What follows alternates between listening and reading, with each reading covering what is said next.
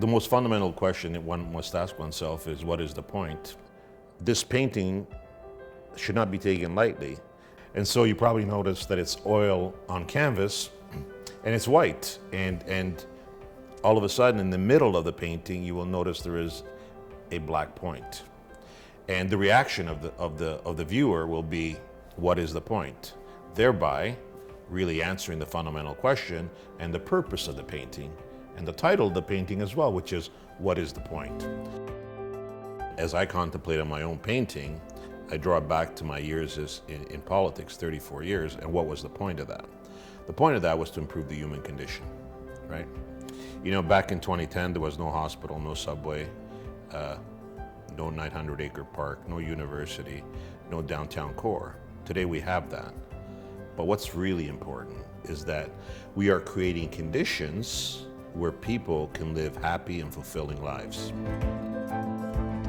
In order to be a good leader, you have to be first a servant. It cannot be an ego-driven exercise. You know, it's amazing since I announced that I wasn't running, how many people said, oh, you're gonna miss being mayor. Well, it's not really the title that makes you, because there'll be mayors after me like there were mayors before me. But what did you do at that time? What did you accomplish? And I'm really at peace because I think I made my contribution. And I don't mean this in a sort of in a self-interested way.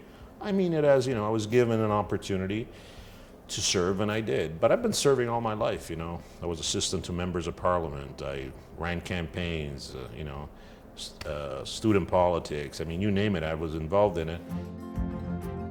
One thing that people need to really pay attention to is that life is temporary. Life's not forever. But what you give out there, the energy you infuse the universe with, your own personal energy, that stays forever. And so my message to people is that look within yourself and find ways to contribute, because that's what happens. I mean, you can be extremely wealthy, but last I checked, your Ferrari, your Bentley, your high-priced watches, they don't follow you. They don't go anywhere. They're left on earth. But what does stay with people is the memories you created, how you made them feel, whether you were respectful, whether they could look at you and say, the guy did his best. And that's all you want from him. And to make changes for the better.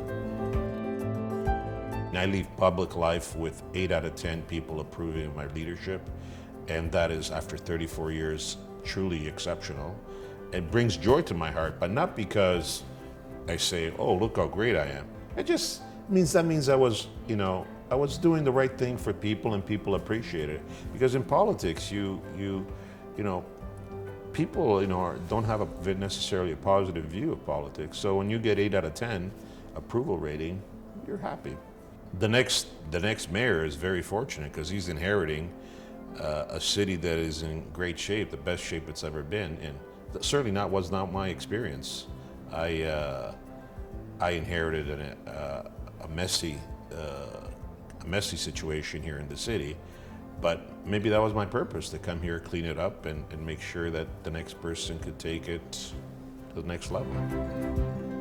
And La Dolce Vita is to live life with leggerezza, with a light heart.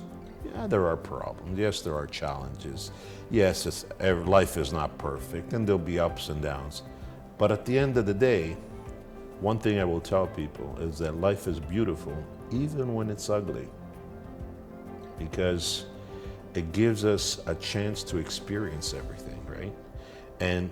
And life that is without challenges, without problems, without ups and downs, is not a very interesting life.